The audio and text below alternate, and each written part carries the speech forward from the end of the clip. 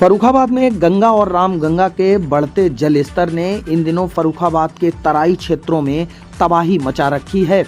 इस दौरान तकरीबन 300 से 350 गांव इन दिनों बाढ़ के पानी से घिरे हुए नजर आ रहे हैं। फर्रुखाबाद शहर से लेकर इंटीरियर के क्षेत्रों तक की अगर बात करें तो कई जिलों को जाने वाली सड़कें इन दिनों जलमग्न दिखाई दे रही हैं। आपको फर्रुखाबाद से शाहजहांपुर जाना हो, आपको फर्रुखाबाद से बदायूं जाना हो, ऐसी कई सड़कें फर्रुखाबाद जिले में हैं जो इन दिनों गंगा और रामगंगा के पानी के आगे बेबस नजर आ रही हैं। इस दौरान जिला प्रशासन लगातार ऐसी स्थिति पर नजर बनाकर रखे हुए है।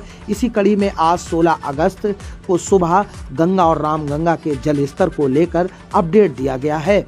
फर्रुखाबाद में गंगा और रामगंगा नदी की अगर बात करें तो गंगा नदी खतरे के निशान 137.10 पॉइंट बनाया गया है, जिसके बाद आज सुबह 8 बजे गंगा नदी 137.50 सेंटीमीटर पर बह रही है। यानी गंगा नदी खतरे के निशान से 40 सेंटीमीटर ऊपर फर्रुखाबाद के पांचाल घाट से बह रही हैं।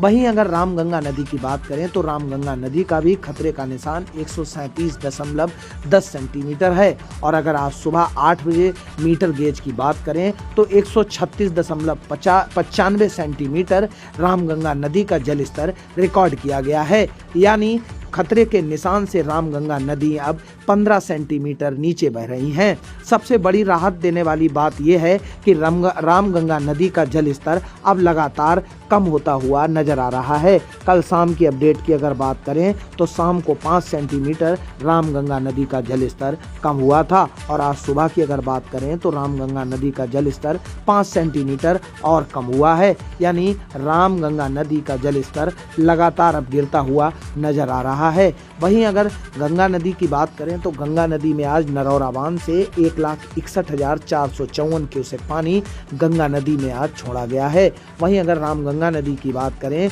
तो रामगंगा नदी में 17,487 क्यूसेक पानी रामगंगा नदी में भी छोड़ा गया है। बढ़ते हुए जलस्तर को लेके जिले के कई बाढ़ प्रभावित क्षेत्रों में इन दिनों जिलाधिकारी समेत कई अधिकारी अपनी बाढ़ पर नजर बनाए हुए हैं और बाढ़ पीड़ितों को हर संभव मदद देने के जिला प्रशासन की ओर से लगातार प्रयास किए जा रहे हैं।